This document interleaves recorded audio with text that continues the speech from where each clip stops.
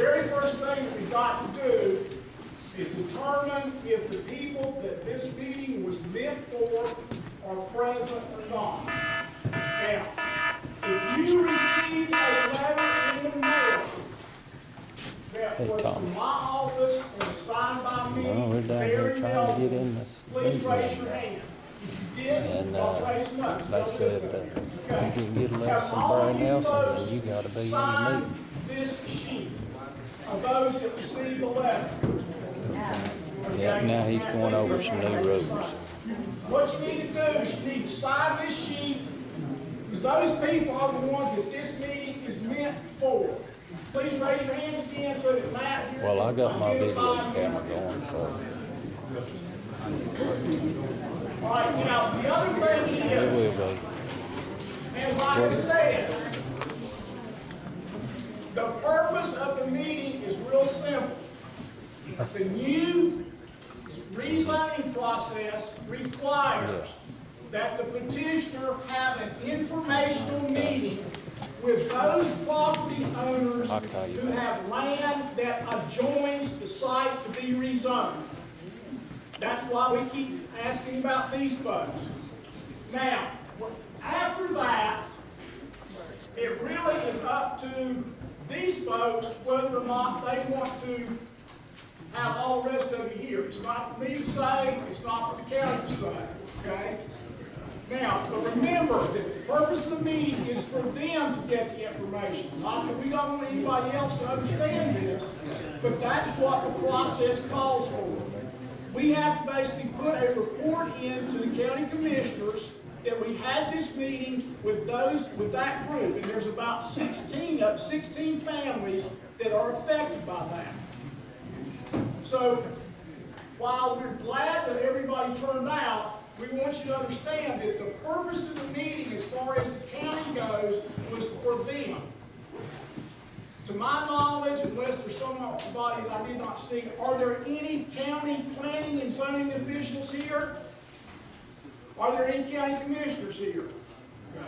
All right, with that said, I want you to understand that you will have, all of you here, will have an opportunity later at the public hearings to voice your concerns or ask any questions of the commissioners or planning and zoning people that you may have.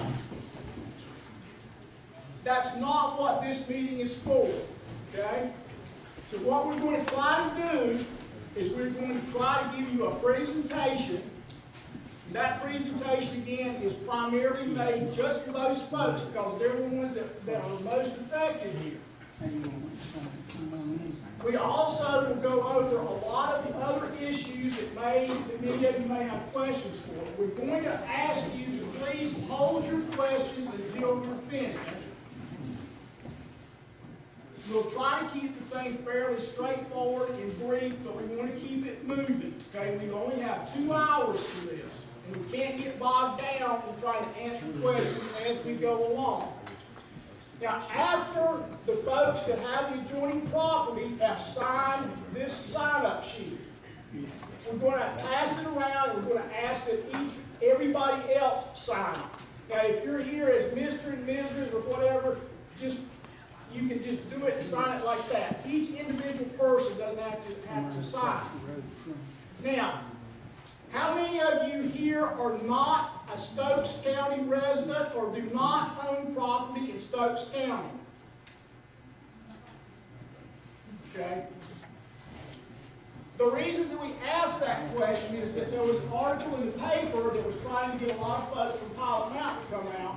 We just want to make sure that that everybody that is here has an actual stake here. That is, either you are a Stokes County resident or you own property here.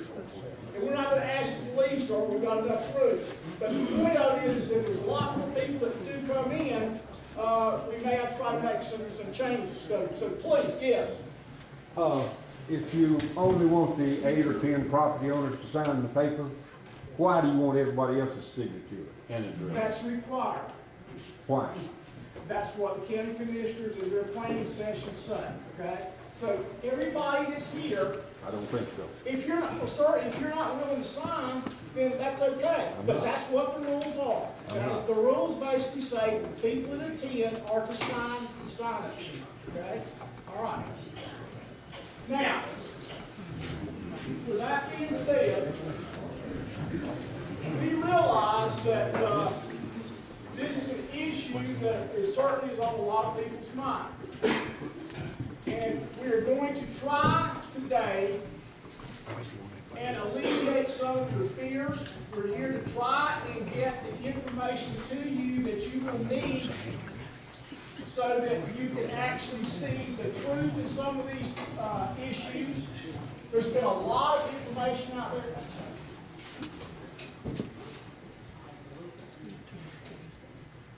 There have been a lot of people that are concerned about this issue, rightly so. But let me say this. The purpose of the meeting is to try to get information to you that is truthful and so that there is not a lot of rumor and misunderstandings about what's to take place. We have heard stories for the past 2 weeks of all kinds of plans for this site. Today we're going to try to alleviate those questions so that you don't have that. Are there any other adjoining property owners who have not signed the sheet yet? Received a letter in the mail?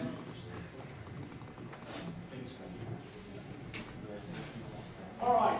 The next thing that I want to do is try to let you know who we are, who we represent, and why we are actually here having this meeting. Okay. First of all, my name is Barry Nelson. I'm president and chief geologist at Northwest Geoscience down in High Point. My colleagues over here, the one sitting down, this is Dr. Burt Mayboon. He's sitting, who recently had back surgery. He actually lives in Pilot Mountain, less than a mile from the proposed site. This gentleman here, this is one of my colleagues. This is Matt Scheid. He's also working on this project. We are not here to ram this project down anybody's throat. Okay? Our purpose today is to try and give you true information about what's going to happen and what will proceed. As registered and licensed geologists in the state of North Carolina, we are bound to protect human health and the environment. We would not be involved in this project if we did not have good evidence to show that this particular type of land farm is very, very innocuous. There are plenty of them throughout the state. This is not the only one. It's not the first one that's been there. As I asked you, that we're not going to have questions now it's over. Okay? Please. Hold the questions. Now, folks, I want to make this real clear. I know that this is a heated topic, but civility has to override this meeting. Because if it doesn't, we're going to be down to those people that are just those 16. There's not going to be any shouting. There's not going to be any disrespect. We respect you. That's why we're here, to try to give you this information. We simply ask that you do the same thing. Now, as most of you know, the property that's currently owned by Mr. Brown is 80 acres. It's right there at the corner of 268 and Grassy Knob Road. There will be a rezoning petition that will be put out to the county commissioners and to the planning and zoning board probably by January the 1st. Now that rezoning is to change the current zoning status to what's known as heavy manufacturing conditional zoning district. The reason for that is that the projected land use at the site is for a bioremediation land farm that will treat soils that have been impacted by petroleum hydrocarbons. commissioners changed the entire way that the planning and zoning was done in their county. And most of you know, this issue came up probably about 2 years ago, and the people that were making the petition were forced to get a special use permit. It doesn't work that anymore. In the rezoning process, every designation that had a zoning designation throughout the county, no matter what it was also assigned a duplicate conditional zoning district designation. In the process of doing the rezoning work and setting up this new process, the county commissioners knew that they had to allow this type of facility in some zoning designation. Now, the reason for that is that it is a state permitted facility. The county does not have anything to do with it. The county has to allow it to be in some zoning designation because the county government cannot institute rules that are greater or more stringent than what the state rules are. So this new zoning process basically says that in this particular zoning designation, heavy manufacturing conditional zoning district, a bioremediation land farm is an accepted land use. That means that rather than having to go through special use permits and get all these other things, if the site meets the requirements that the county commissioners have placed on this particular zoning designation, then it meets the zoning requirements. The permit for the facility, as I said, actually comes from the state, not from the county. This is the first step. The site has to be rezoned, and then once it's rezoned, it can then have a permit that goes before the state, and the state can act on that permit. Okay? So the way that we see this occurring is that there will be 2 meetings, and I think that the public will be able to express their opinions in both of those. Once we make an application for the rezoning, then planning and zoning will have their regular meeting, and they will take the issue up. They will make a recommendation to the county commissioners. Then it will come up before the county commissioners with a public hearing. The county commissioners will then vote to determine whether or not the rezoning passes or it does not pass. At that point in time, we anticipate that that's probably going to be in late January or the 1st of February. At that time, if it passes, then we will prepare the permits that will go before the state. If it doesn't pass, then we have the option to appeal it to Superior Court. So the process will probably not be determined for the next couple of months at least. And then it probably will take about 6 months before all the paperwork and the permits are done to go before the state. During that time, the state will be involved in looking at the issues that they have to look at for the permit, making sure that the site meets the state's requirements, which are totally different than the rezoning requirements. And if it does, then they can issue a permit for operation. These operational permits typically last about 5 years. It can be renewed at that time. Okay? All right, now, at this particular time, we want to take just a couple of minutes to tell you about everybody that's involved in this. As I said before, the land is currently owned by Mr. Brown. Mr. Brown had this land up for sale. Kent Falk and his family saw that it was for sale, and they basically entered into a contract with Mr. Brown to purchase it. Now, Mr. Brown is not a partner in this. and neither are we. We are simply the consultants that are working through the rezoning and through the state permitting process. We are not the ones that will operate it, or neither ones that will oversee it. That's done by the state. We understand that there's been a lot of harsh feelings towards Mr. Brown because of thinking that he was involved in this, and we certainly want to make sure that that is understood that that is not the case. He simply had land that was for sale. Toothberries.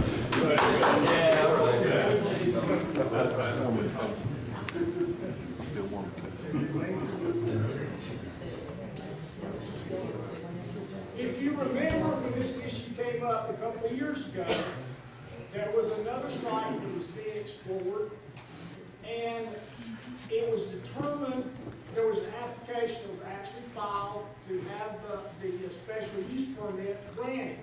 And then that permit application was actually pulled by the Fulls.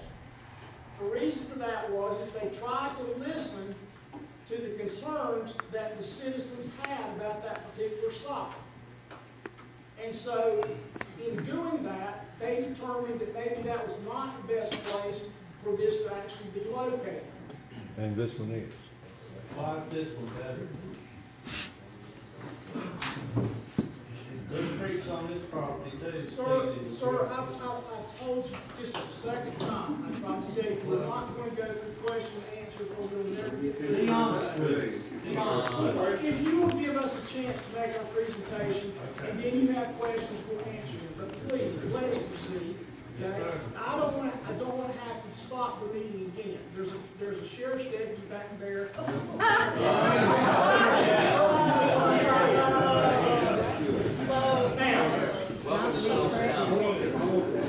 I think you may.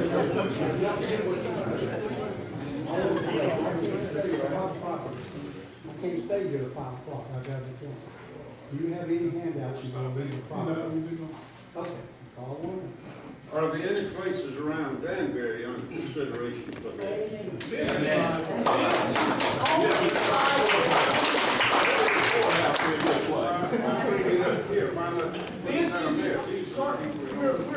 We're not going to argue about the sites. And there are no other sites that are under consideration. This is the site, and this is the site that the rezoning application will be filed. Okay? It's not like that there's an open examination of all these different sites out here. This site was looked at. The state officials came up here and looked at it. They said they felt like that it met the requirements and could be used. Based on that, there was a contract to sell the property that was put together between Mr. Brown and Mr. Fulton. Okay? This is the site that we're trying to work with. Who owns it now? It's currently owned by Mr. Brown. Is Mr. Brown here? I don't know if Mr. Brown's here or not. Mr. Brown, are you here? Yeah, where's Mr. Brown? Where's Mr. Brown? All right, folks, again, we're not going to be able to work with this. We know just about as much as you do about what this is, but go ahead anyway.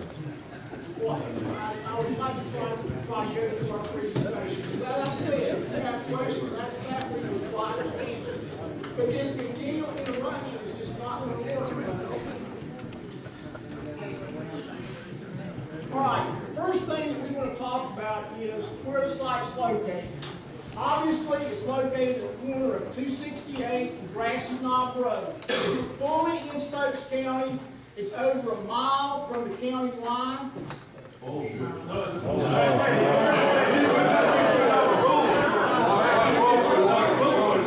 Excuse me, folks, as I said. We'll clear the room and only meet with the people that have been asked to meet. Okay? Sir, can I ask one? No, I told you, sir, we're not going to ask questions like that. Let us finish our presentation, or you're going to have to leave. I'm the land for the properties. I got this much right to be here as you do. I'm a citizen of Stokes County. I've lived here 45 years of my life, and you're not going to run me off. Did you get a letter? Yes, sir, I did. Then you can stay, because you have to, but you're not gonna continue to interrupt the meeting, Then sir. put out the right information and stop trying to bullshit. Nobody is giving you this information. You're just nothing but a You mercenary. talk about a mile from the Surrey County line, I know better than that. Folks, When I live on the Surrey County line, I know where it's at. That's right. all right, fine, maybe it's 3/4 of a mile. It's Yeah, quarter of a mile to work to it, or less. You know where the site is, I know where the site is, you know where the county. I know where I live at, and I know where it's at. That's fine, that's fine. You don't, you say a mile, it ain't no mile. If you are interested in hearing what we All have right, to let's say, go, get it stay and be quiet. Let's get it. Otherwise, you can leave. Okay? It's that simple, folks. I'm not gonna stand up here and be berated over this. Then leave. Then leave. You can leave. No, I can't. Yes, No, you you don't can. tell us a lie. No, I thought you were This is not an open meeting. No, there's not heard one that's a mile from the Surrey County line. My question is, what's your rate with the Better Business Bureau? You know the question, you know, what's your rate with the Attorney General? Can you tell us that? What is that got to do It's with got to do with everything? All right, I'll tell you what we're gonna do, sir. You can have it. I'll leave. I would like to make it clear that I'm the property owner, and this gentleman is making me leave because I'm trying to bring the truth out on what they're trying to do to our community. I'm leaving And we with you. need to all leave. We have a meeting tomorrow from 7 let's go. until 9 Hey, at the College come on. Community Center for the citizens of Pilot Mountain and Stokes County, and you're not welcome. Property owner leave too. I'm on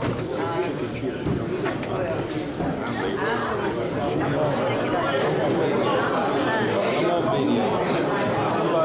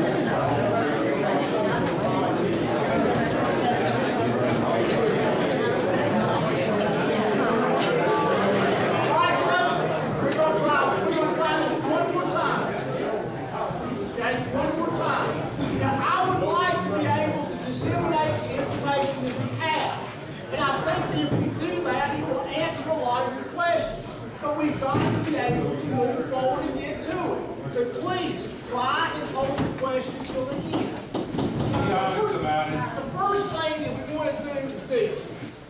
How many of you folks in here are in the farming community? How many of you have ever spread manure out on the field? That's called land farming, folks. That's exactly what this is all about.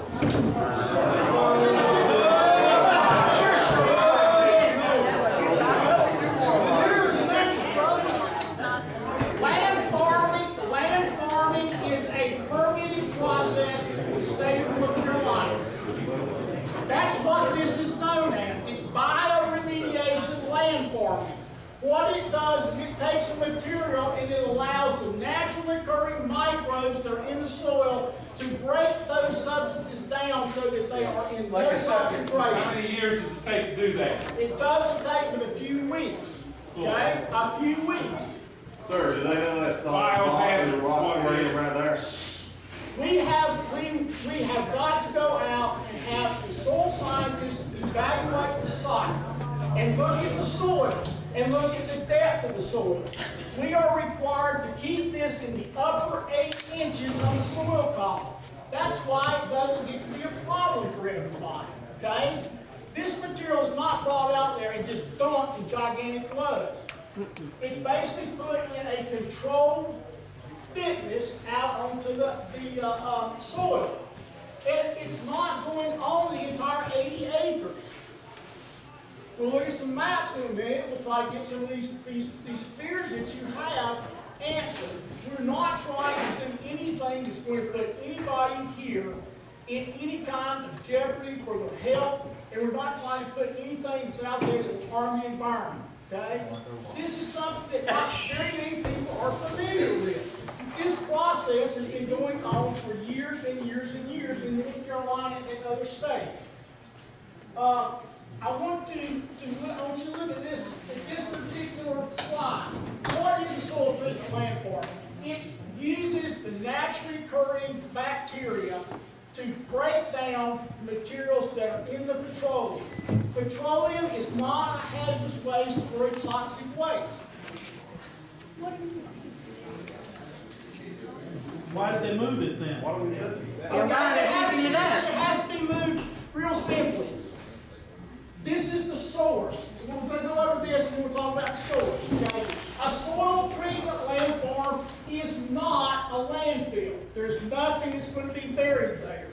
There's no garbage or household waste that can be accepted. There's no demolition material that can be accepted. There's no hazardous or toxic materials that can be accepted. In fact, toxic and hazardous materials cannot even be disposed of in North Carolina on the land. It's against the law. It's not a sludge treatment facility. It's not a landform for agricultural waste. It's not a medical waste facility, and it's not a treatment facility for fracking chemicals for oil and natural gas. The only thing that can go out there is the soil that has been under an underground storage tank that has leaked. How many of you have underground storage tanks? Okay, if your underground storage tank leaks, the state of North Carolina says you have to take that out of the ground and you have to dig up that contaminated soil there, okay? That soil has to go somewhere.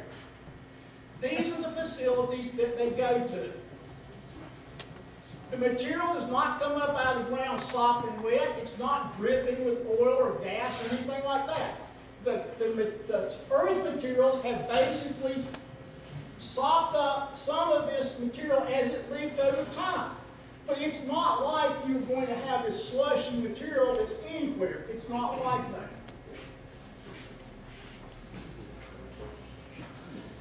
Where does the soil come from? It comes from locations where gasoline, fuel oil, heating oil, kerosene, or diesel fuel have either been spilled on top of the ground through a leaking tank, or from a tanker that maybe has fallen out or had a wreck out on the highway, or it comes from a place where you've got an underground storage tank that's leaked, or it came from a pump at an underground storage tank facility that leaked. Anyway, it's a little bit of oil or a little bit of hydrocarbons that have seeped into the ground. And those are regulated by the state and the EPA. So you can't just take them anywhere. In fact, years ago, there were very few places in North Carolina where this could go, and the material had to be taken out of state. One of the reasons that it's important to have an option like this is that if you unfortunately have a situation where you have a tank that leaks, or your business has a tank that leaks, and you have to clean it up, if you don't have a place that you can take this, and it ends up having to go to Chatham County, or it has to go to Fayetteville or somewhere like that, the cost is going to be so exorbitant for the haul to get it there that it's going to be a very big impact on your pocketbook. Not if we're not hauling it. If you have it leak at your house, you've got to get rid of it. The state says that, okay? That's a rule, okay? What we're trying to do is say, these are facilities that can take this, okay? Now, how does it get to the landfarm? We've heard things like there's going to be hundreds of trucks that come out here every day. The fact of the matter is that we may see 3 or 4 trucks every other day. There may be weeks when we see none. The reason for that is that they have to come from specific tank closures or remediations. My colleagues and I have spent the last 30 years dealing with issues like this and with these types of facilities. The material has to go somewhere. It can't stay on your site. If it stays on your site, then there is a possibility for it to continue on down and continue to leak from that tank and contaminate your groundwater well. That's why the state says you have to take it out of the ground. And it has to have a place that it can go to. Now, when we get these things to the land farm, they come in trucks that have covers over it. They're not open. They're not blowing dirt and dust anywhere. They're covered trucks, but the material is solid. They don't come in tankers and then you just let a valve out and the valve lets the material run all over the place. It doesn't work like that. These are regulated facilities. They have been tried and they've been worked successfully in our state and in other states for years. They have an excellent track record. When the soil gets to the site, one of the things everybody wants to know is, how do we know that it doesn't contain something other than petroleum? Well, there's two things that have to occur. When the soil comes to the site, it has to go to a holding area. That holding area allows it to be stockpiled temporarily, usually no more than about 5-6 days. The people where this material came from have got to have an independent state-certified laboratory test the material before it can even be brought to the site. That paperwork is checked, and those lab tests are reviewed before it is unloaded off the truck. The reason for that is we don't want anything else out there. Our permit will not allow it. If something else comes out there, then the state can close the facility down. So there has to be good quality control for these. If someone brings a load to the site and they don't have the test data there, we allow it to stay in that stockpile area until retested.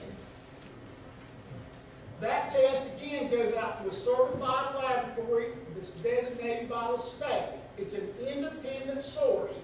Mr. Fulp and his family don't get to test it. Northwest Geoscience doesn't get to test it. We don't have anything to do with that. It goes to a certified laboratory. Once that is determined that the material that's there meets the permit conditions, in other words, there's nothing in it except petroleum hydrocarbons and no other chemicals, then it can be treated at the site.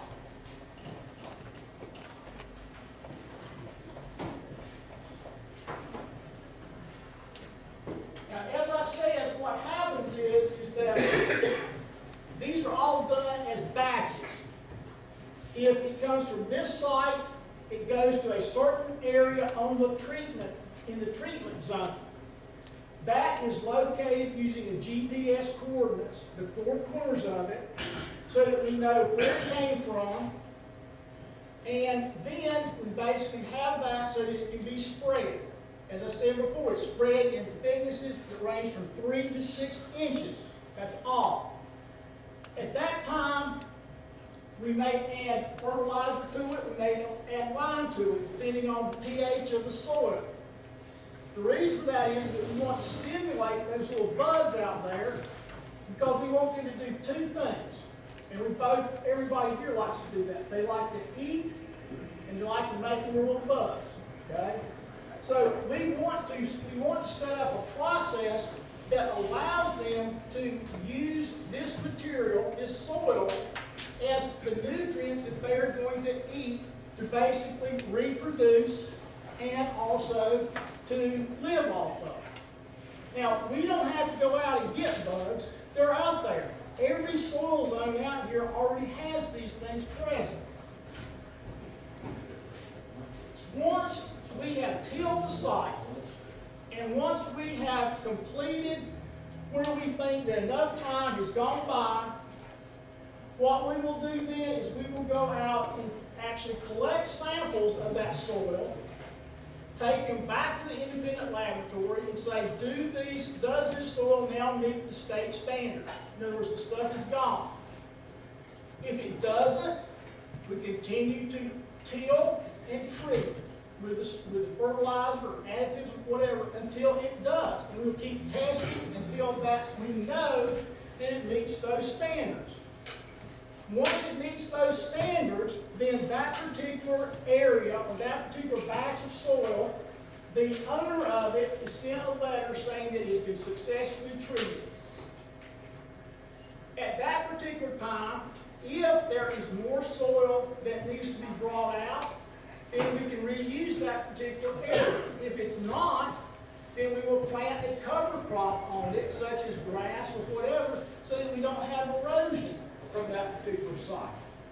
Now, one of the things that people are always concerned about is how do you know about all this stuff? How does all this monitoring go? Okay? The sites are heavily monitored.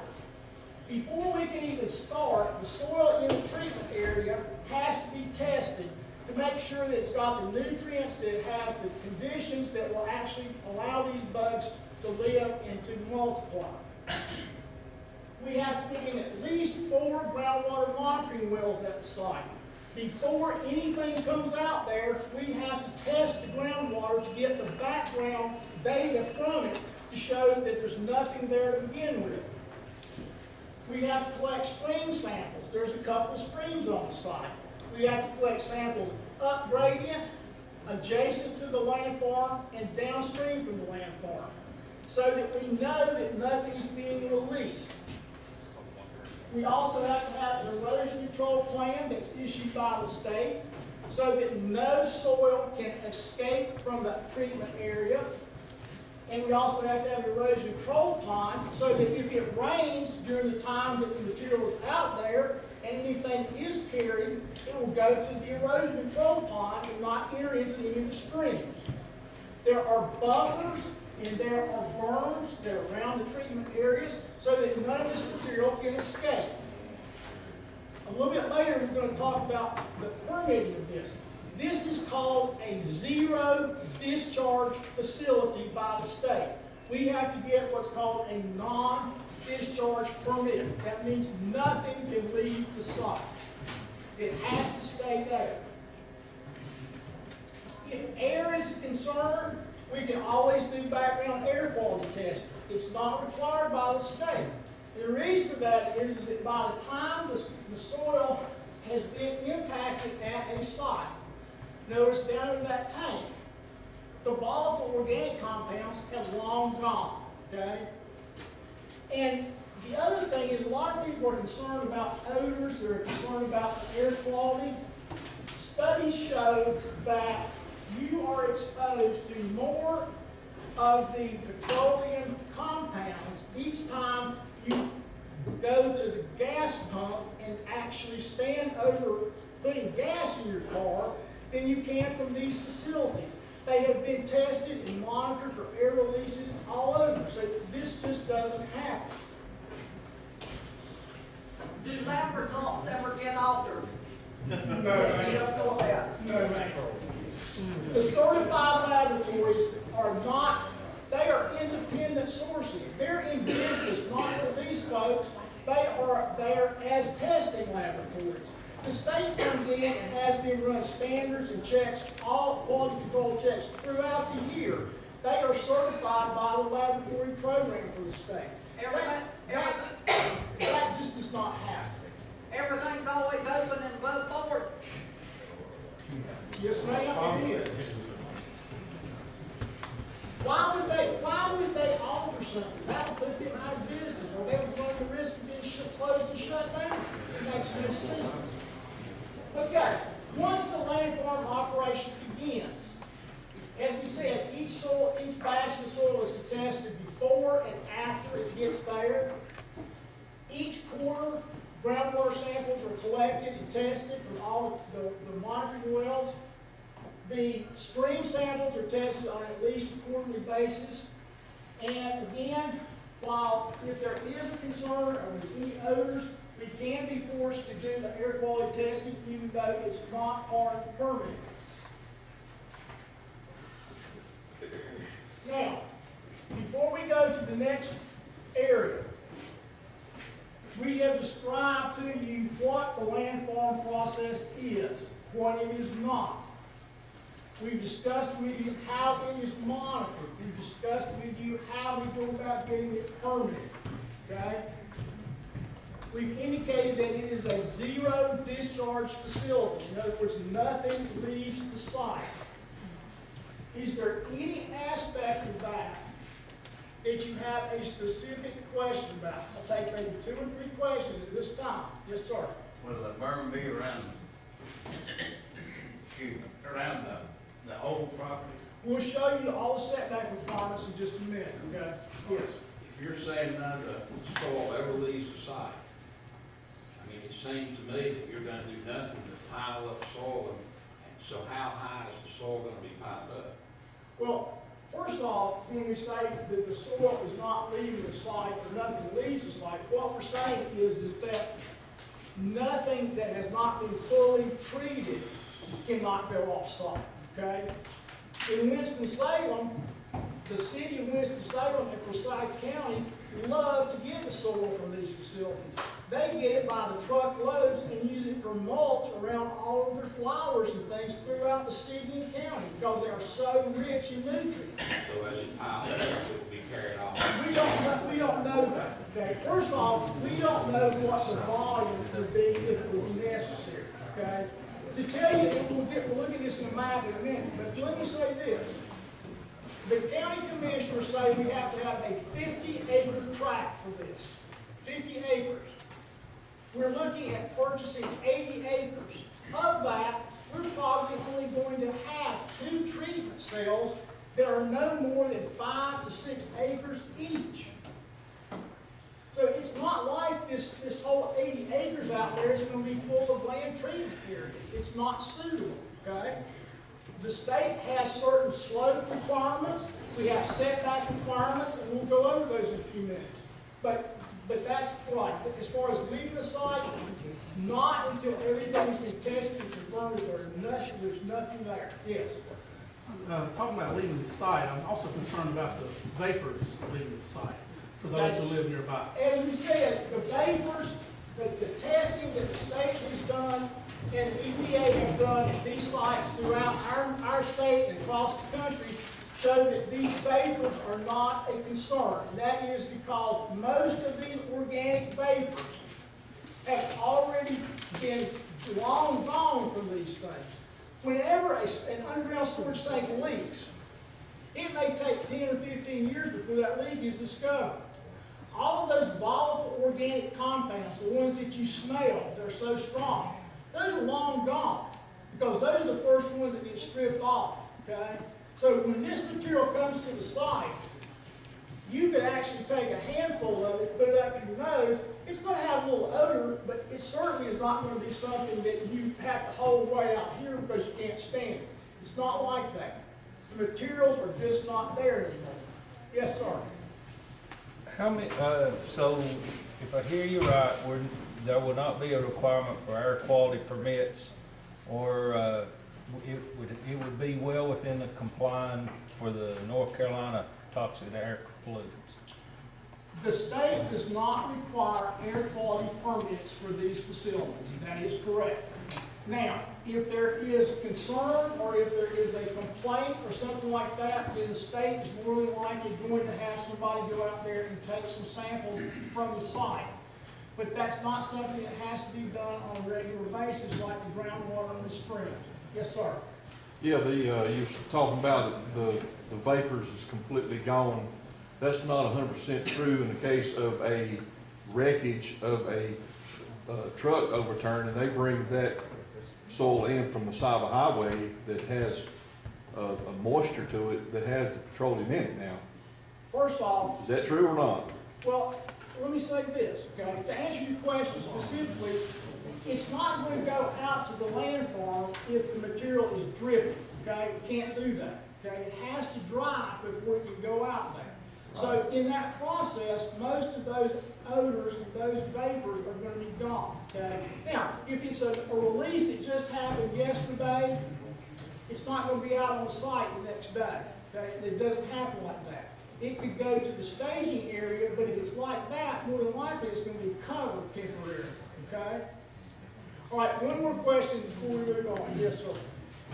What's the average approximate time that soil is put into that before it's treated in Forsyth County or whoever buys it?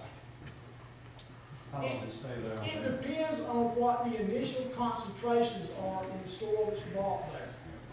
Okay, in other words, if a batch of soil comes to the site and it has 100 parts per billion of total petroleum hydrocarbons, that will take less time than if you had one that had 1,000 parts per billion. Okay? So the concentration of the material that comes out of the site makes a difference. On average, it takes anywhere from 6 to 8 weeks for most materials. Okay? Some of it, if it's an oil or something like that, so that it's a heavier hydrocarbon, it may take longer. But typically 6 to 8 weeks is it. That's all it takes. Now, that's in the optimum time. In the summertime, we've got plenty of radiation when there's no rain or whatever. We can't do anything out there when it's raining. We can't till, we can't do anything. Okay? So this time frame has to be flexible. But the quality control that we're looking for is that until it's tested and there's nothing in it from a certified laboratory, it's not going anywhere. Okay? Please let me finish my question. I didn't get to finish the whole question. Yes, sir. I know we're saying that we're not going to have any runoff, we're going to have containment pools. But as we all know, if you mix water and oil or any type of fuel together, the fuel floats on top.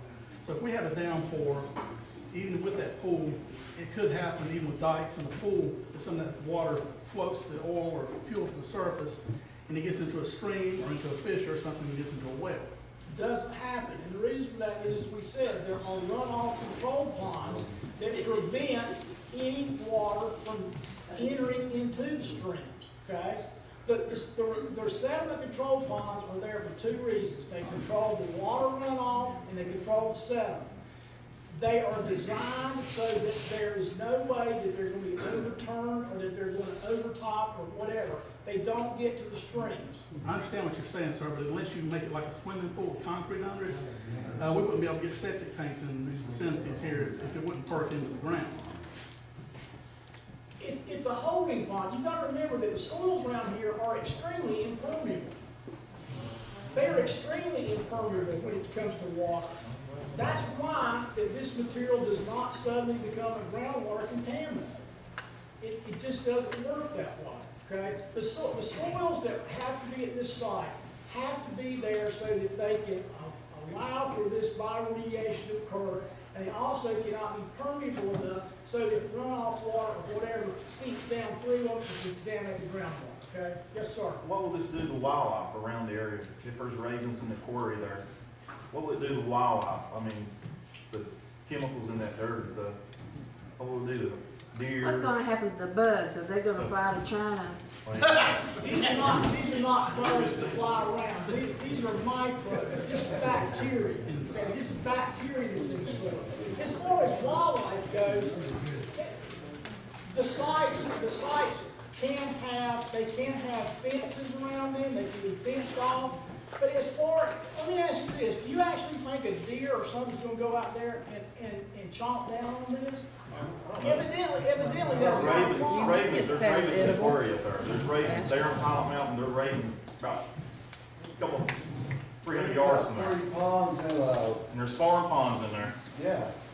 Well, fish. I don't understand where you're coming from. We said it doesn't leave the site. Okay, it can't leave the site. That's what you got to do. So you're going to tell the birds not to go in?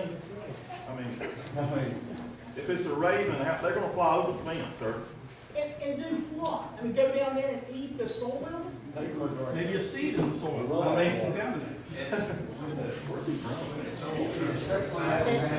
Salt with grass, go with the grass seed.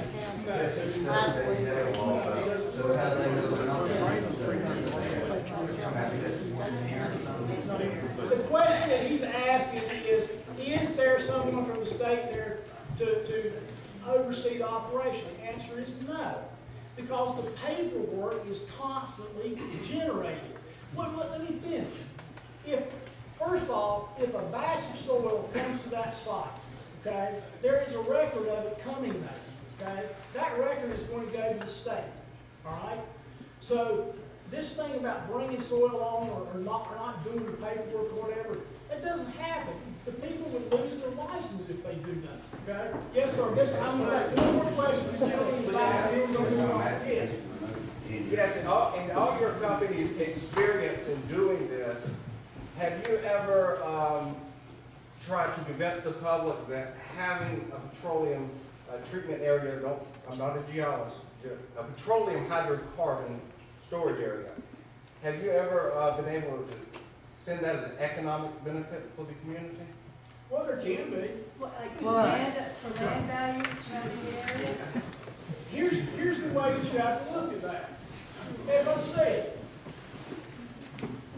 if your facility, if you have an oil tank at your house, okay, it's going to be cheaper if there's one of these facilities close by and it leaks and you've got to get rid of this. Same thing for your neighbor that heats his business with oil. You may heat your business with oil. Same thing for the guy that's got a gas station down the way. If you don't want to see his gas prices go up, then if he's got facilities like this that are available to him, then the cost of his operation, it actually goes down because he doesn't have to spend thousands and thousands of dollars to ship it somewhere else. Now, if that's not an economic benefit, it's an economic benefit to certain people. We're not trying to tell you that everybody sitting here today is going to economically benefit from this. But there are going to be some folks that it's important to have this close by. Only Mr. Brown and Mr. DeFault. Questions, I'm going to go to a different set of slides or different set of overviews, and we'll try to answer your questions. We're not done. Okay. We said that we talked about how the plant farm operates, we talked about how it's permitted. The things that you need to be recognizing are what are the requirements for the rezoning, because that's what this is all about. And what we try to do by giving you this other information is to allow you to basically better understand what this whole process is about. Listen, you folks have got to make up your own minds. But let me say this. Why do you think that we're professional? We don't have a stake in this. Why would we get up and try to... Excuse me, are you getting paid for your time today? Why would we get up and tell you a bunch of lies? My family is from Stokes County. This man lives less than a mile from the site. One of our other geologists' families from Stokes County. We're not trying to come up here and run something through that's going to hurt anybody. Are y'all being paid to do this? That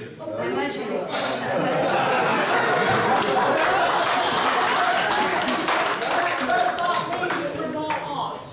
Because we end up losing our license if we come up here and tell you a bunch of lies. And we're not doing that. Have you done pretty good? We have a contract with people that are trying to get the rezoning. Yes. Okay. I'm not afraid to say that. That's what we do. But we're trying to make sure that this is done in an open atmosphere, that we're giving you information that is correct and not the things that you've been seeing so far. We've seen all those. There's not a word of truth in any of them. It's awful, some of the things that have been said about this place. And the faults, too. Mr. and Ms. Fault, you know why they want to have this? Money.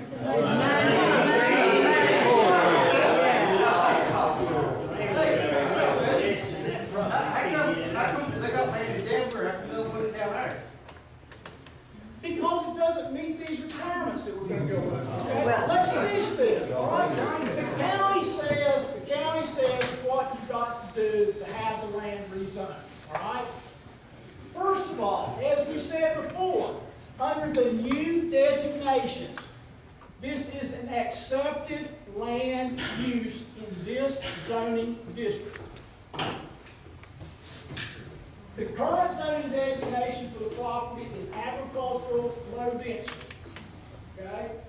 In order for the soil treatment land farm to be out there, it has to be rezoned to this heavy manufacturing conditional zoning district. That was what the county commissioners came up with as where this could go. As we said, because it is a state permitted program, they have to have a place where it can go.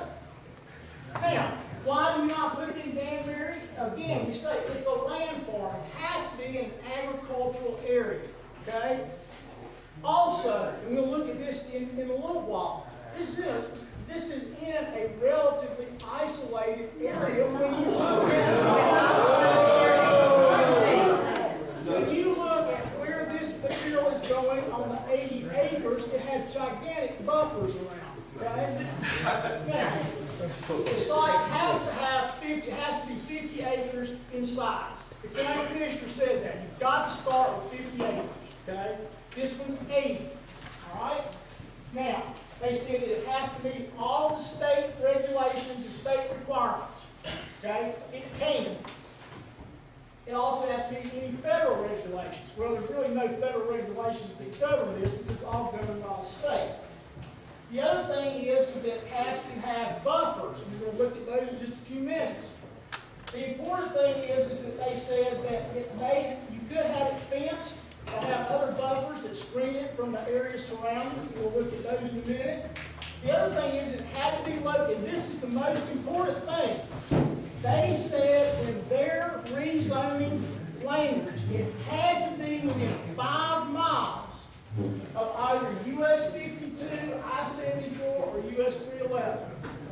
That pretty much limited most of the county from being used. Mr. Fulton put that in. That's what the county commissioner said where they wanted this. Okay? All of this changed last year under their new zoning. Are you sure of that here? 5 miles. And you definitely tell me that. But last year, I got documentation that shows it done 10/31/2013. Yeah. Doesn't the state? It's a requirement. Okay, it was all part of this. It's all part of the conditional zoning district. When this was actually done, it's all part of the process. I can't say if it was done 2 months ago or if it was done last year. But the whole rezoning, if you remember, the entire thing was set aside about a year ago. Okay, all right. There was a moratorium. Okay, nothing to be done. All right. During that moratorium process, all of these rules have been put into place. Okay? These are the rules that we have to work with. After the other area that was requested was turned down. It was not turned down. It was not turned down. Mr. Fulk basically pulled his application. Okay? Because he owned the land while I was heard. Excuse me, I have one more question. Isn't it true? He did own the land. He did own that land. Yeah, but people around didn't like it. Isn't it true that the state recommendations for these sorts of things are in isolated areas where there is level ground and no danger of runoff? Isolated meaning nobody around, no well water to contaminate. Ma'am, first off, that's not what the state regulations say. They don't say that at all. There are slope requirements where the thing has to be treated, yes, and this site certainly meets that. That's why there are portions of it that can't be used. The state doesn't tell anybody that you've got to put this out 10 miles away from anybody or everything. It doesn't work like that. It'd be preferable. But that's what the process is we're working with. Yes. I respect you as a professional, and I certainly see a need for a facility like this somewhere, but the state is concerned about it and has laws that you've got to remove this material under a leaking storage tank and so forth. Why would they want to concentrate that material in a residential area, even though this little farm is sort of an island of itself, but there's houses all around it? Remember, with the zone right now, it's about as low density as they could find. Okay, now, let me say this.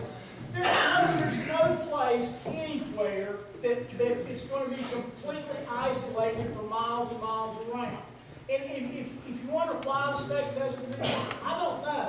These are the state's rules. This is what they came up with. All right?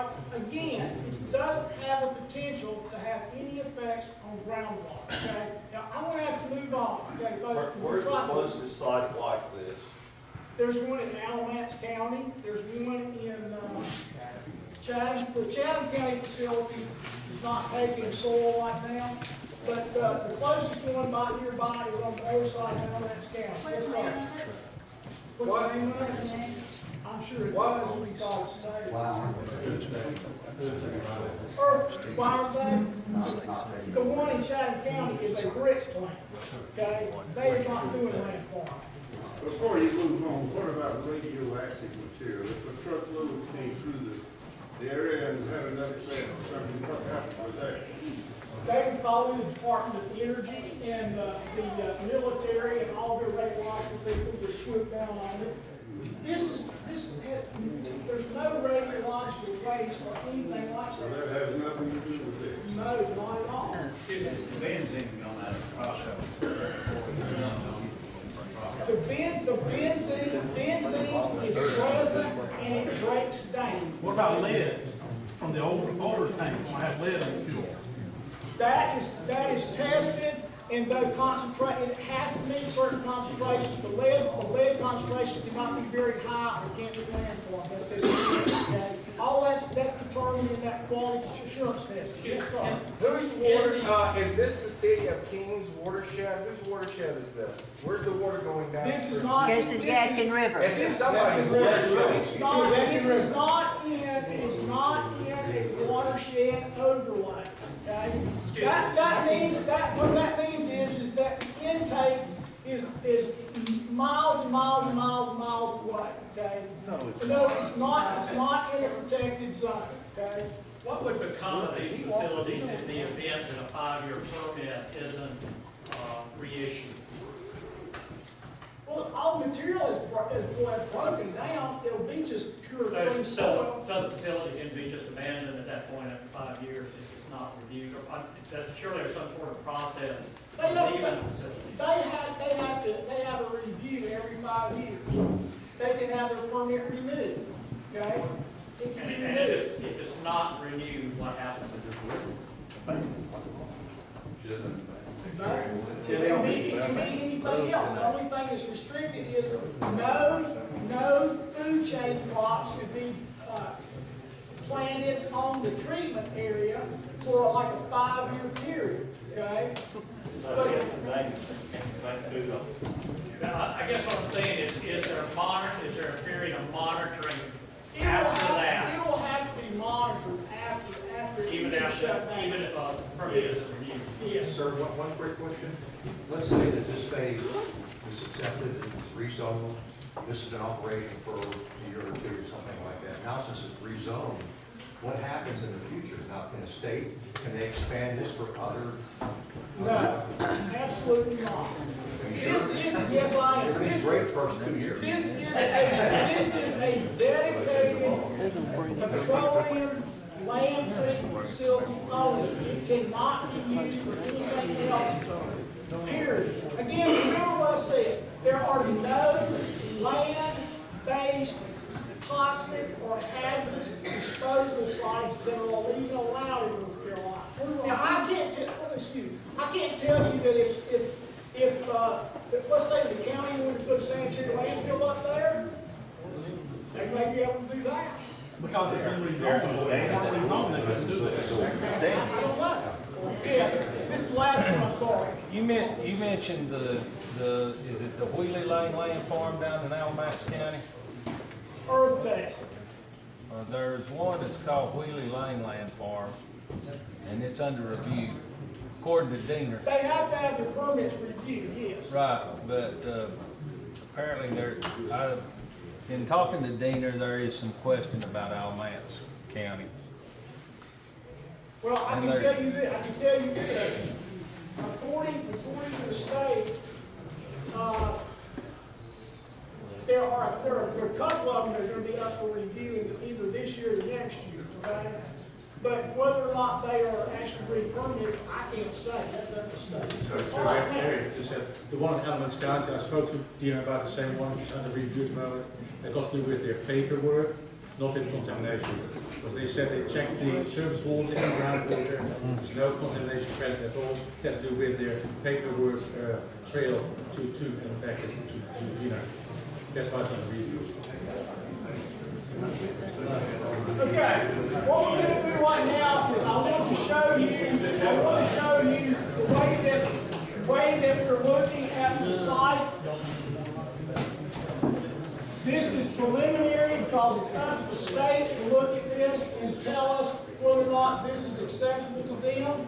But in talking to, looking at their rules and regulations, this is what we're looking at. Now, before we go to that, I want you to look at this. This is an aerial photo. Yes, sir. You're telling me we can plant a garden there in 6 years and plant garden and tomatoes and corn and eat it out of that? Yes, sir, you can do that. That shows you how it's not a toxic stuff. Would you be the first person to I eat would it? be the first one to do it. You wouldn't bother me to do it. Okay, I'm sorry, I've got to go on. Now, this is an aerial photograph of the site. The big red line around it is basically the property boundaries. It's 80 acres. If you look at this entire section over here is heavily wooded. Okay? That's a tremendous buffer for these areas that are back up here. All right? The only areas that have even ever been used on this tract in the recent history are over here. Okay? This is a flatter area, and this is basically this field and a portion of this field are the two that we're looking at to try and start doing some of the activity on. That field that slopes was our property right there too. Which field slopes where? This one? On his property right there. Slopes down into a creek. Yeah, you can see it right there. All this property here. Now, let's look up here.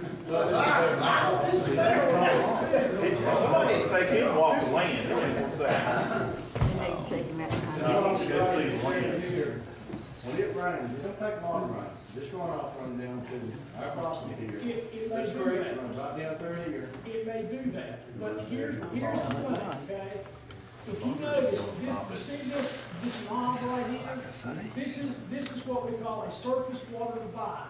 That means that we put in a berm right here, and we collect that water and take it around so it doesn't come off.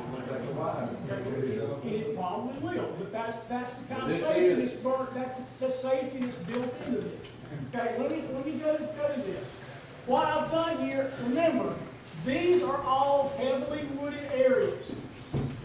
This is the entrance road that's coming off of Grassy Knob Road.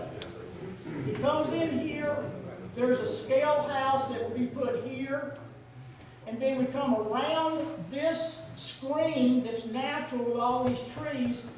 It surrounds this little tract here. This is where the temporary holding area would be. This is about 2 acres, okay? And that would directly affect me. I live right across the road from that, and my wife and daughter both have asthma. I'll have to leave my home. I think I talked to you about that on the phone. You did. The way that the material is that it's only there for a very short number of days, okay?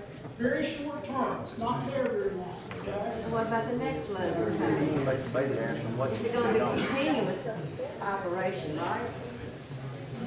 Once it comes to the staging area and all the paperwork is completed, and we know that it's acceptable here, then it can be taken out to little bitty portions of this tract here first. This is the first treatment area. We may not even be working over here. These sites are about 3 to 4 acres in size, okay? All right, so we're looking at working this area here. Notice, and I want to point out, all these different colors have very important meanings to you. I'm going to start out with the red one. The red one basically is the property line and a security buffer. The state can require that you put in a fence around the entire area for it to be secured, okay? This yellow area is what we call a residential setback line. That's 100 feet wide. The state requires that. That means that there are potential residences here and there are potential residences here. We don't have that back here because this is all part of the tract. We also have a stream buffer. We have to have a 50-foot, from the property line here, from those other areas, we have to have 50 feet off of it. We can't do anything in these buffer areas. The only place that we can treat are in these areas here. And yet we have all of these buffer requirements on the entire 80 acres. Now, we have a 100-foot buffer that's around the stream here. We also have a vegetated buffer that we have to have a buffer strip on the inside of the treatment area. We have a berm, we have an inside ditch, and then we have a buffer strip that's vegetated, that's around the inside of it. That's to keep material from going into the collector ditches so that there's nothing there except basically runoff water that doesn't have any sediment or anything with this soil in it. Now, after that, we also have our monitoring areas.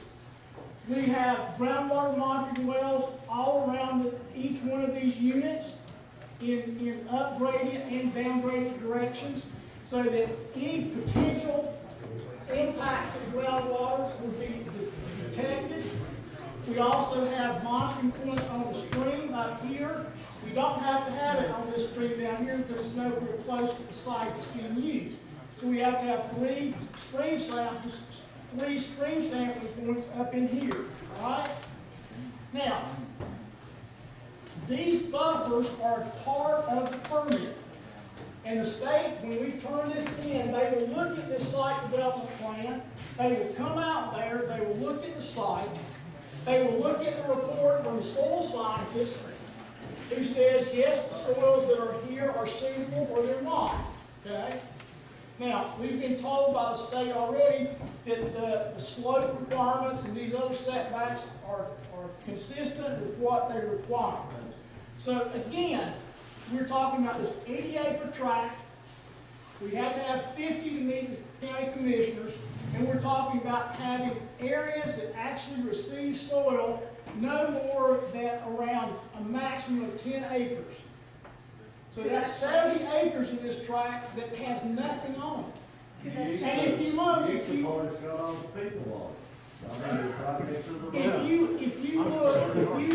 at the way that the wind direction here is, the wind's not coming from the east over here and blowing back on these folks. It comes from this way.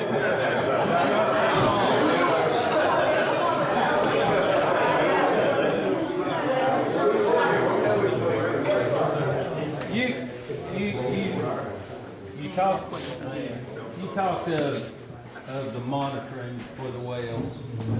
What is the frequency for the monitoring? What's the state requirement for monitoring? Every quarter. So you're monitoring 4 times? 4 times a year, yes. Let me make this clear about the wind. I'm not saying the wind can't ever blow this way. The predominant wind direction is basically back this way, okay? Well, apparently the folks at the airport disagree. I'm just telling you what they tell us. Yes, sir. Please make mention, I know you're gonna have these monitoring wells, but inevitably, there could be a chance that something gets in the monitoring well. If it does get in the monitoring well, it'll be in my well, because I'm 200 yards from there, and everybody around there could be in the vein that supplies their drinking water.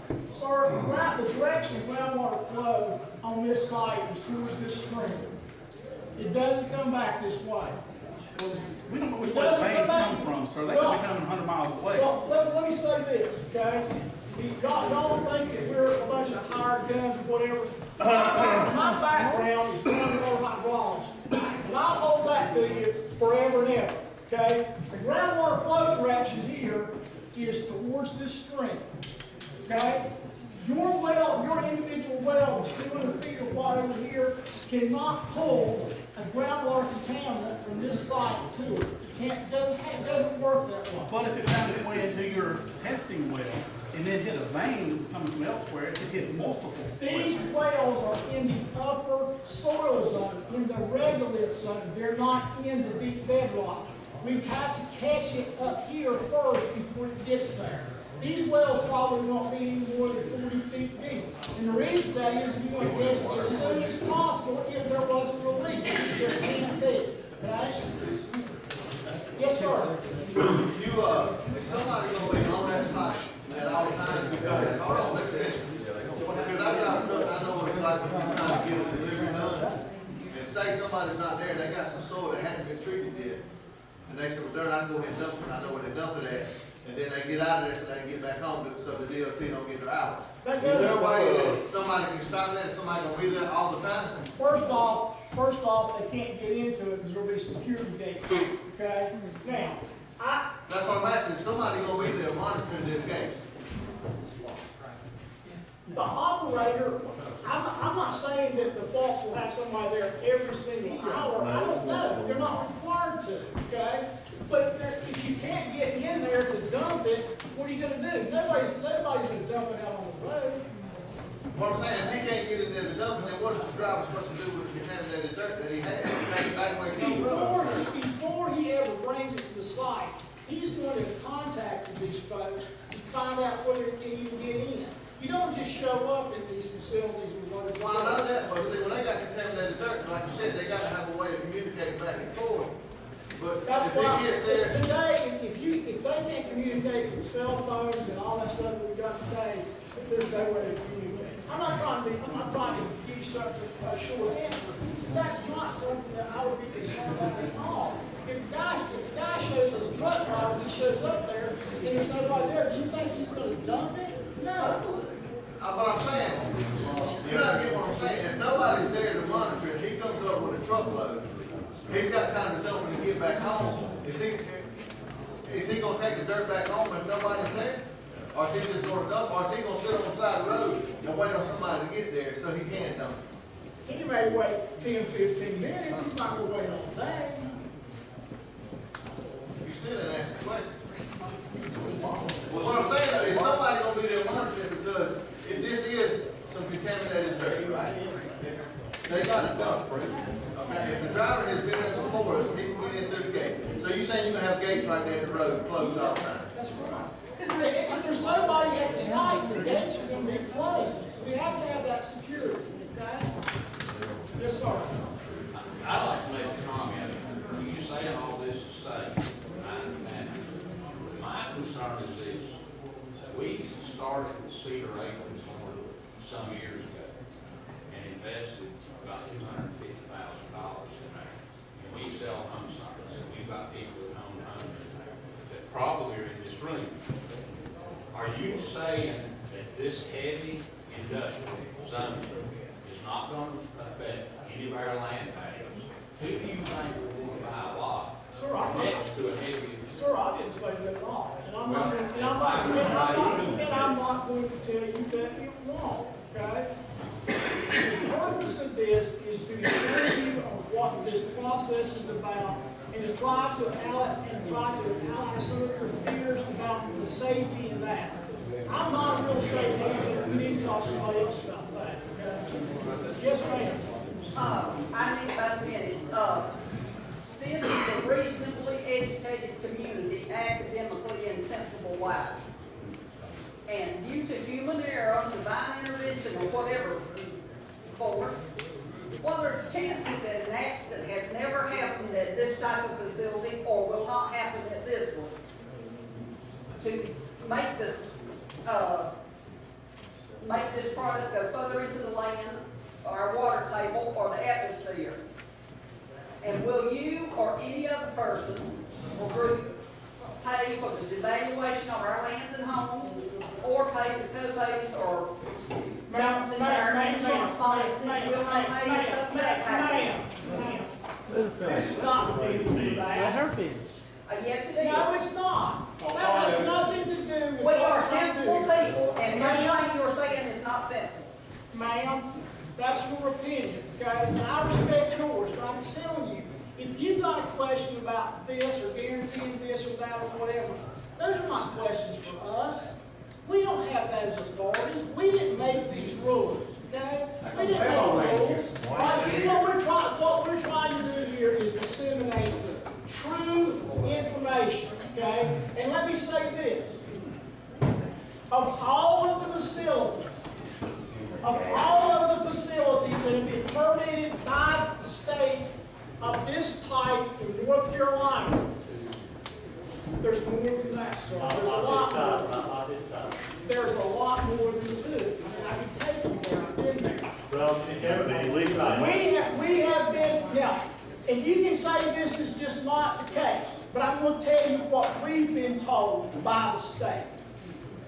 That at all of the sites that are like this, that have undergone groundwater monitoring and air monitoring and surface water monitoring, they have not detected a contaminant in any of them yet. And these things have been operating for years in our state. Now, if you don't believe that, that's fine. I don't have the proof of it, but I know that the folks that I trust at the state that I work with, that's what's on the record. Go check it out. Would you build a new house or dig a well next to that? I wouldn't have trouble putting a well right here. I got a house for you. That's just it.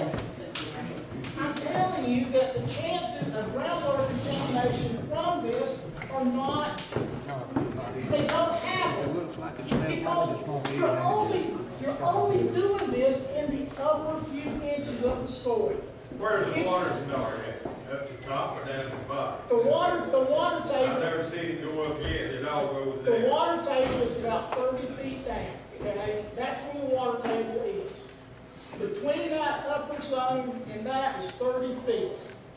The contaminants are basically eaten by the bacteria long before they can move to that zone. If this is so safe, right on the contaminated side, got the surface, whatever, I want to just pile up on the side there, put it there, 30 days, shut the business down 30 days, let it decontaminate, put it back to the ground, and go back, let the business go back to business.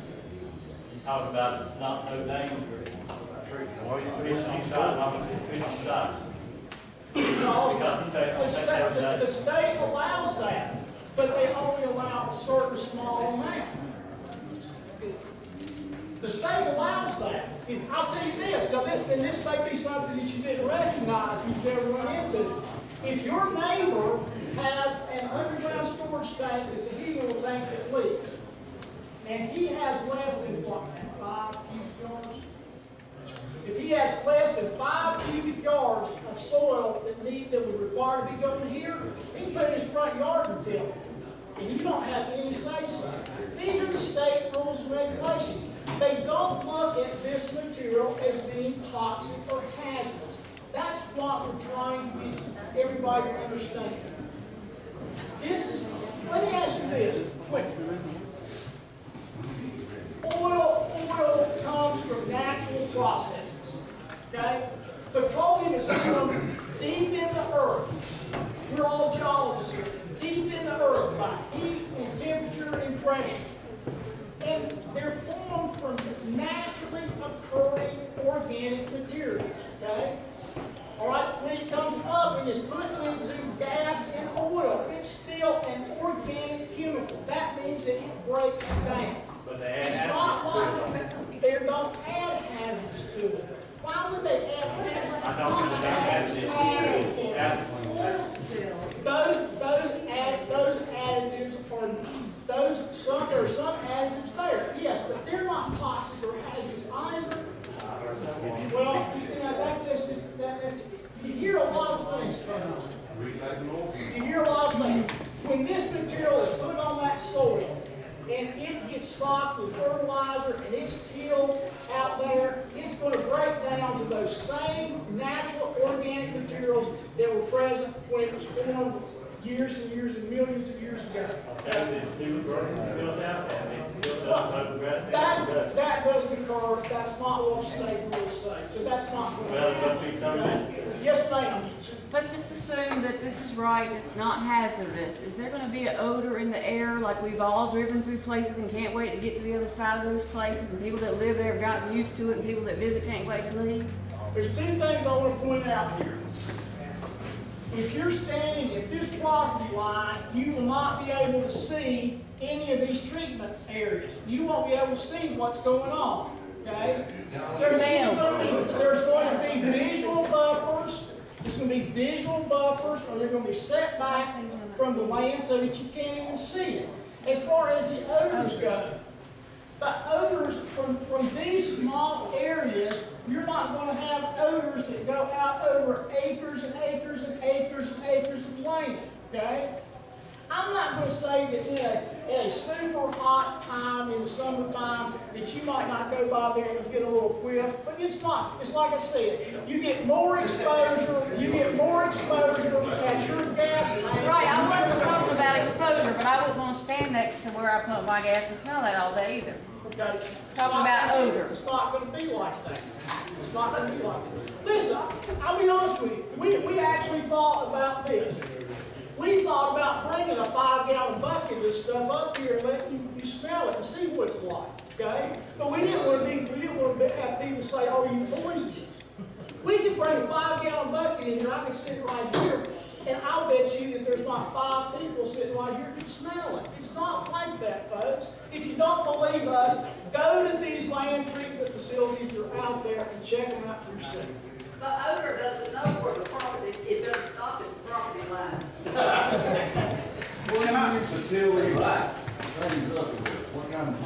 Agricultural, that's why it's called landfarming. This is like, no, it's just like disking it in, okay? It's just like that. That's why this, as I said, this stuff is done everywhere, okay? Sir, have you toured these other places? Sir, I've been doing this for 35 years. I've been to some of the most toxic and hazardous places that I've had to put on equipment, that I had to have breathing apparatus and whatever. I've been to these. This is not something that has any kind of concern that people are so afraid of. It just doesn't happen. This is not a toxic substance. It's not a hazardous waste. And we can't bring those to the facility. Yes, sir. Let me just follow up on the well situation. I'm in the plumbing business, water conditioning business, and well business. I know that there are many wells in the vicinity, maybe 40 feet deep, maybe 60 feet deep, and there are a couple of springs that people have a running creek that they have a tile in that they get their drinking water from. Those are not going down into the bedrock where they might be safe from having the tile driven into the bedrock and have the concrete around to protect them, or 400 feet deep, like some of those might be. Okay, and not to give you a short answer, but then those wells are not in compliance with the law. But they're grandfathered in because people have had the property for 50 or more years.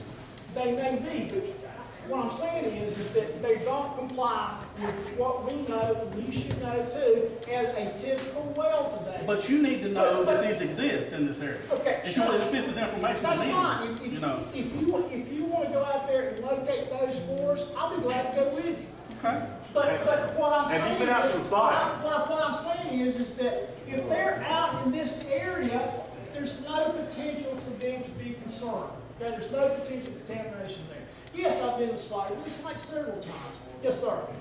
I know everything that you're saying here, and I know petroleum-based products come from the ground anyway, and they're going to be evaporated in the sun. That's exactly what this is for. But you were saying a while ago that this is a 10 acre spot out of an 80-acre plot. So we got 70 acres here for buffers and stuff. This looks to me like if it's a rezoning area for 70 acres or 80 acres, that it's a gateway for other contaminated waste facilities to come in, like a landfill. What contaminated waste facility? A landfill. Why couldn't the county take the other 70 acres? They've rezoned it. First off, remember that the county commissioner said the site has to have 50 acres. Okay, we got 30 acres left. 30 acres, okay? Yeah. Do you think that Stokes County is gonna go up there and try to develop that site with that 30 acres for a landfill or land farm? I If don't that's, know. if that's, wait a minute, I ain't through But here. you gotta do this, okay? Why would it be sold off for that? No, it ain't gonna be sold off. What's gonna be is it's grandfathered in, or it's changed the zoning to heavy industry, and that way it is already in place to put a some type of waste facility. For that 80 acres? This is the gateway to For it. This that is, 80 acres? Huh? He's not gonna, he can't sell the 80 acres out. He's got to have this for his permit. well, he's got a permit, why couldn't he get another He permit can't do from that. Stokes It County? doesn't work that way. It doesn't work. The process of putting in a sanitary landfill is not like that at all, okay? Well, what I'm worried about, and I'm laying on the right next to it, okay, is for one, property value. You've already explained to us that there's no health concerns, okay? But there's a gateway that if you rezone this land, it's already in place, and Stokes County says, hey, we don't have any other place to put this. We've already got this rezoned. Why can't we use the other 30 acres for a landfill until we can find another place? And they start. They have to buy it first. Well, not if they work out with Mr. Funk. Mr. Brown still owns it. Why He would can Mr. say. Falk give it up when he needs it for his facility? He's got 30 acres over what he needs. All right, okay, hold. All right, look. This is where we are. There's 30 minutes left. There's a couple more things that we're gonna go over, and then, we're gonna try to get this thing to finish up.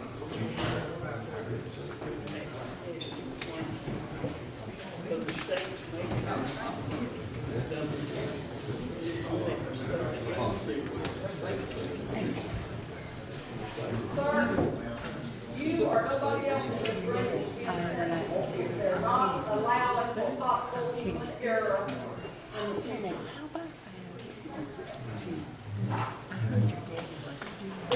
As I've said, to kind of summarize,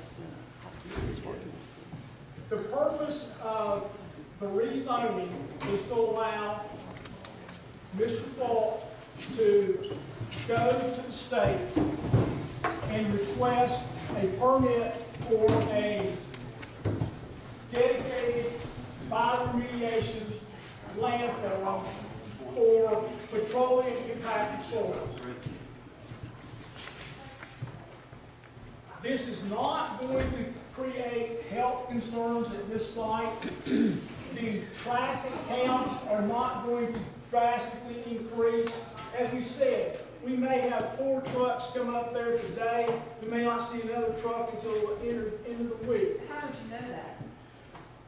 We know that by looking at the amount of soils that go to other facilities, okay? What areas will be serviced by this location? What areas? Like The whole state. I mean, it can come in from any county in the state. What about out of state? I'm not sure if North Carolina has a moratorium on that or not. I really don't know. I don't know that. How many other land, what is this called, a land farm? How many other of these are in North Carolina besides, that are functioning or have permits besides Alamance County? 20. There's 20 in North Carolina. Yes. Exactly not this side. That have, she asked something just, Well, she said that are either clarify. closed or have operated or whatever. There's 20 of them. There's not 20 of them that are operational now, okay? But there's 20 that are operating now or can be operated in the future. that have operated in the past. Okay. A lot of the facilities, and when you say a lot of the facilities, if their permit expired, it was up to them to renew it. Some of them didn't renew it. Okay, didn't ask for it to be renewed. Do you know how many are currently being used right now besides Alamance County?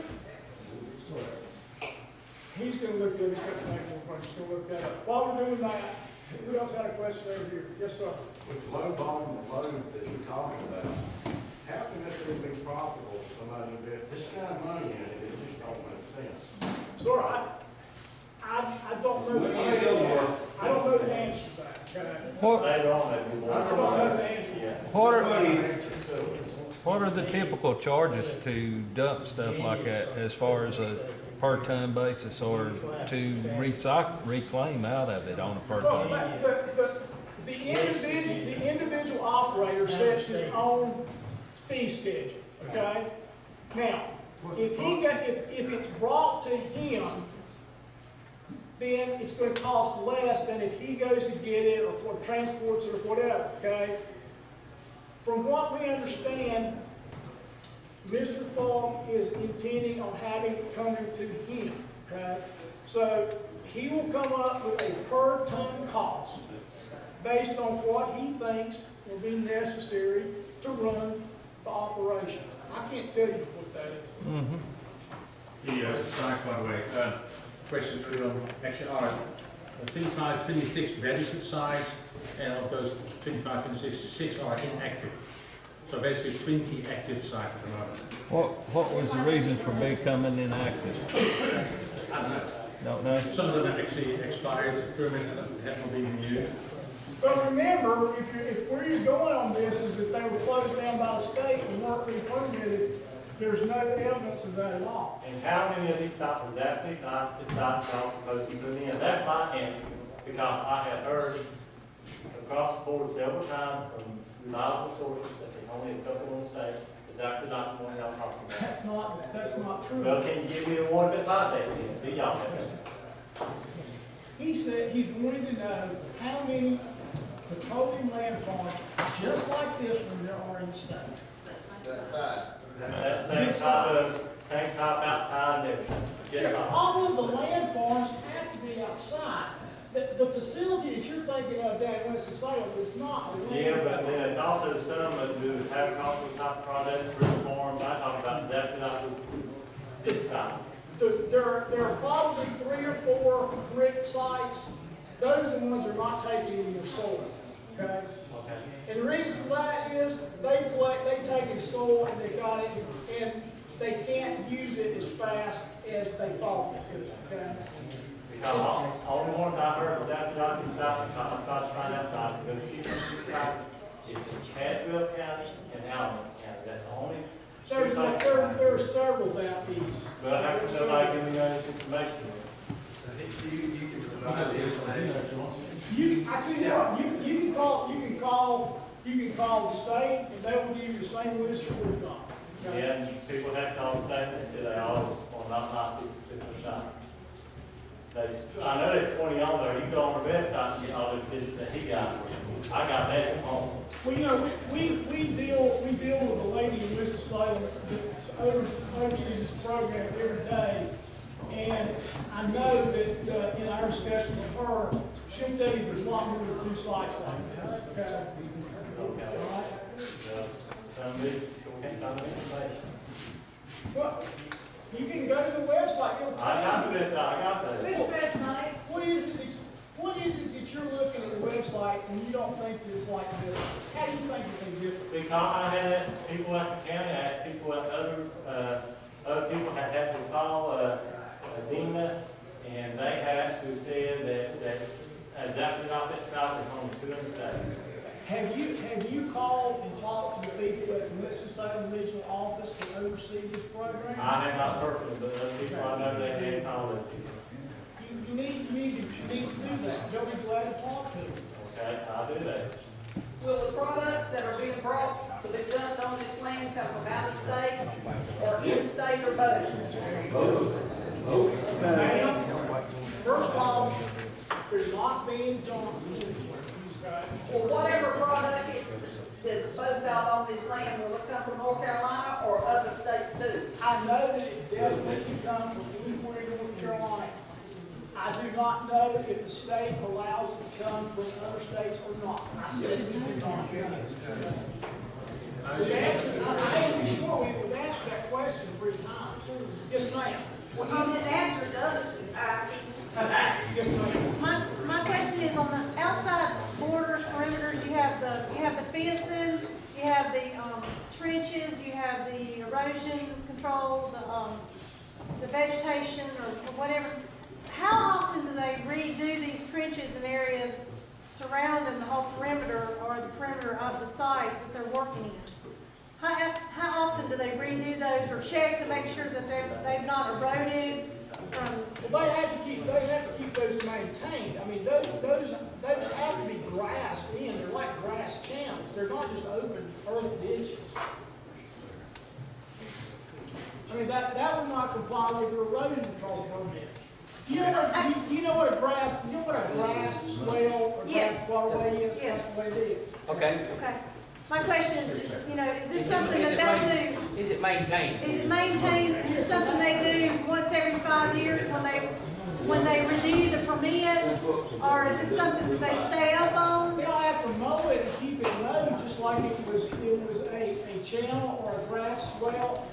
Let me give you an example. If you've ever been to a tobacco farm or soybean farm, and they've got big grass swales in between them, so that anything that runs off runs to those grass swales, they have low velocity, and they've got grass on them, and the farmer keeps them mowed and all that, that's exactly what we're talking about.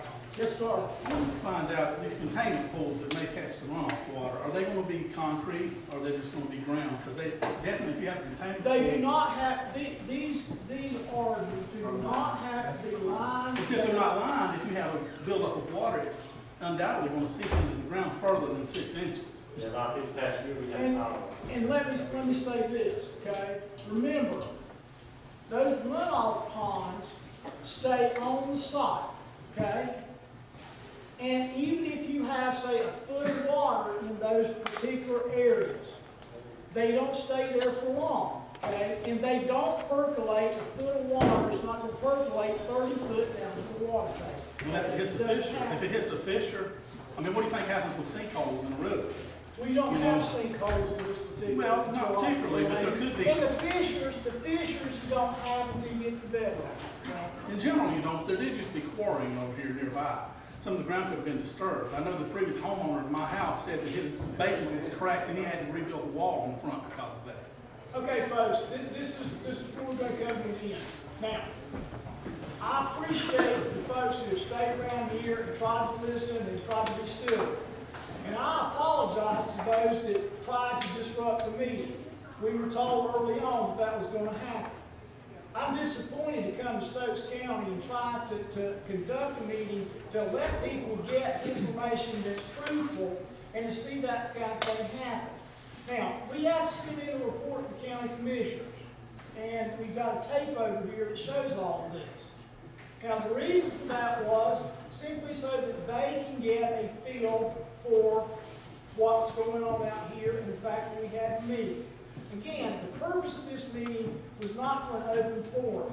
And we've tried, whether you agree with us or not, we've tried to listen, we've tried to answer your questions, we've tried to do it in a truthful manner. We didn't have to do that. We could have limited this meeting to just those people that were supposed to come. So if you leave here on which you don't have to agree with us. But let me say this. If you're trying to make up your mind independently,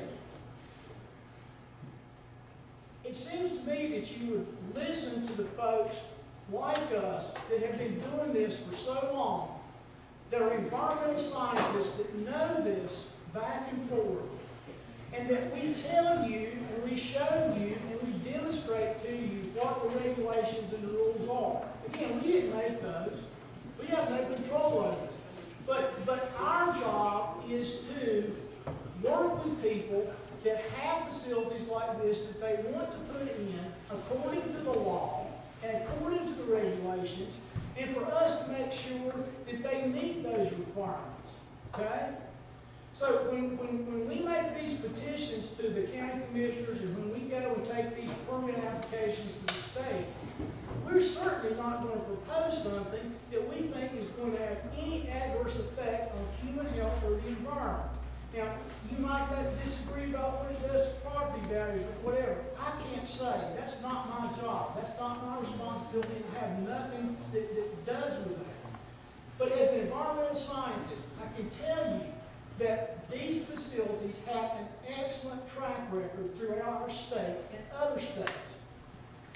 And, you know, I've made the statement before, sometimes I think that we put ourselves at more health risk from a heart attack or a stroke by getting so worked up on these things until we've had an opportunity to really hear how things are going to be operated and learn about it. If you don't believe us, that's fine. But I do urge you this. Go to the state's website. Go to the Diener website for Forsyth County. Call Karen Cron, number 771-5000. Bend her ear if you don't believe us. She'll tell you the same thing. Her department is the one that will oversee this facility. Now, have any complaints ever been made about the group or place that you work for, about them or you to the state? I'm sorry, I don't understand your question.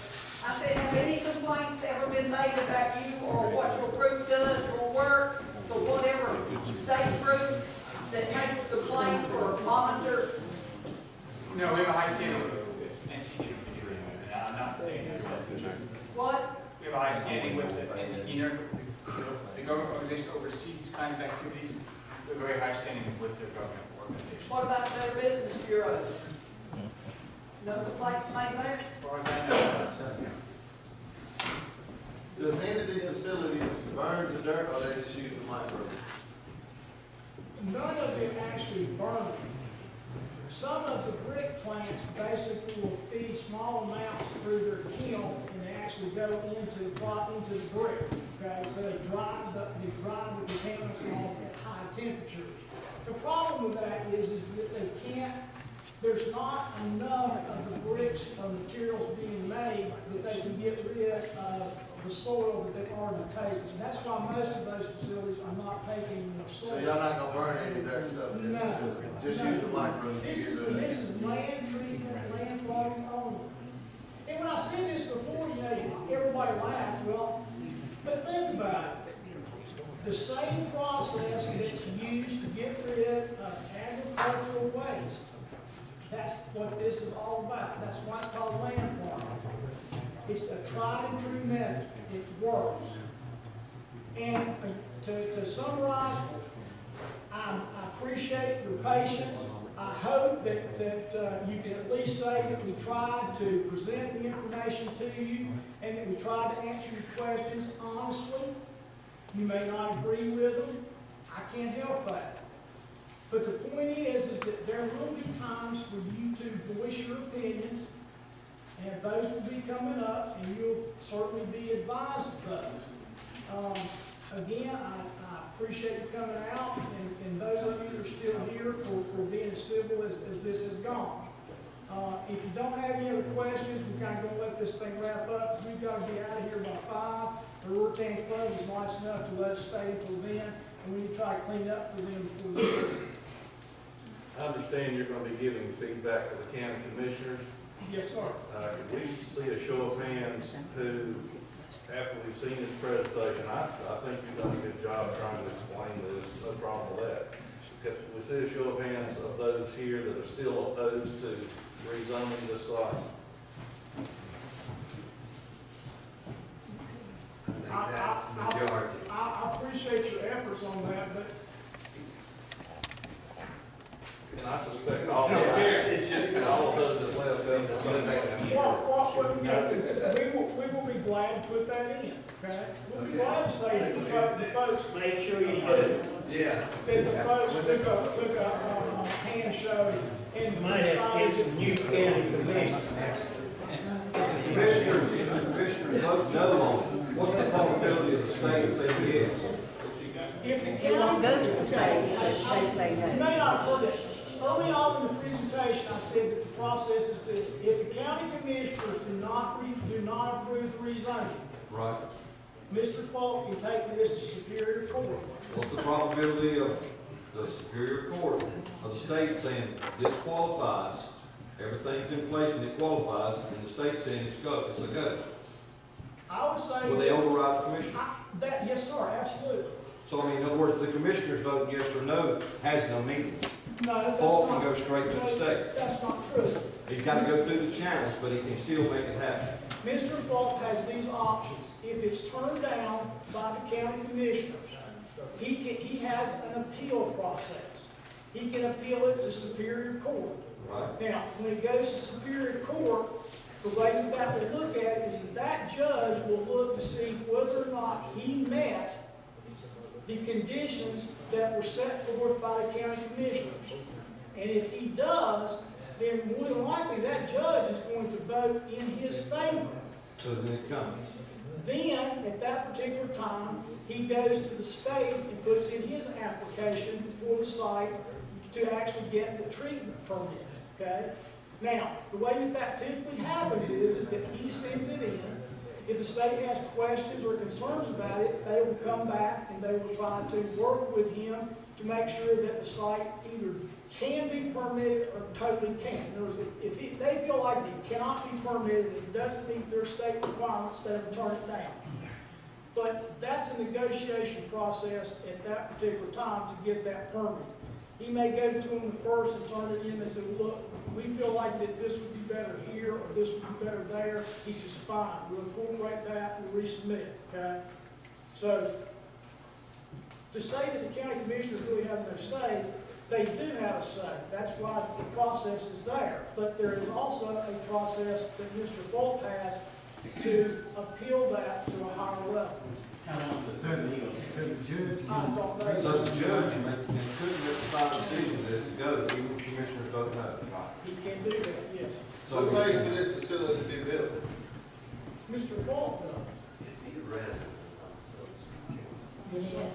So he's gonna make enough money off of this little bit of dirt that he's supposed coming in, pay for one of these facilities to be upgraded up that long for just a few loads of dirt a week. Sir, I can't say how much money he's been paid for. That's not my job.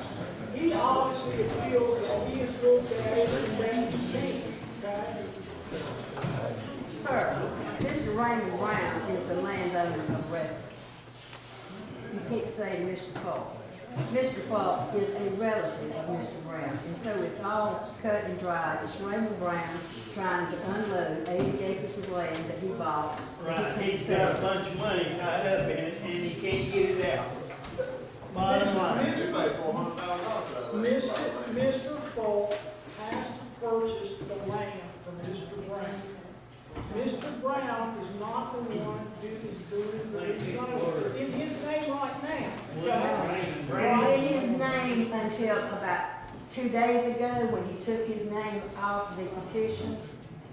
Is that not right? I don't know what you're talking about. That's what I I'm have a telling you. marriage, you can check. But there's not been a petition to go in, man. There's not been application. There's been no rezoning application submitted. Well, there's been plans made or you wouldn't be here, right? You said you just got to take it off of the petition. There's not been a petition. I told you early on. Who's paying your bill? That the petition will go in and the application process will go in sometime latter part of this month, okay? It will show Raymond Brown as the current landowner and it will show Kent Fulk as the petitioner to have the land rezoned. Who you working for? I indicated that before. We are working with Mr. Fulk. And so he won't buy the property unless this is approved, is that the? I don't know what that contract is like. That's not something that we're privy to. You're not working for Raymond Brown? No, I do not work for Raymond Brown. No, sir. And your map, it does show the whole 115 acres on it. It looks like to me. It's not just an 80 acre Well, parcel. this is what the county committee, the county zoning department gave us. Okay? Yeah, but it looks like it's the whole 115. I don't know. 80 acres here is up. Yeah. All right, again, we've got to get out of here. I appreciate your time, appreciate your efforts. Thank